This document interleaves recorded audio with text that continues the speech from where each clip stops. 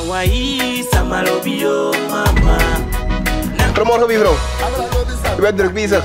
Ja, dat is nodig. Nieuw systeem werkt niet. De mensen klagen. Wat is uw antwoord daarop? Elke relatie heeft zijn ups en downs. Weet je, het komt helemaal goed met ons.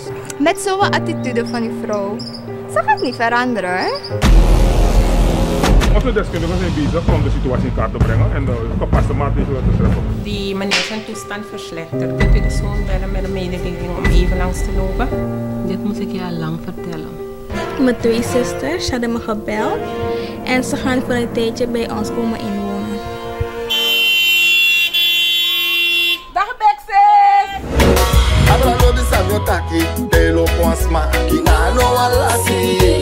Waarom bent u ons nooit komen opzoeken? Laat me los! Blijf Je hoort niet! Laat haar gaan. Ze is niet goed voor u.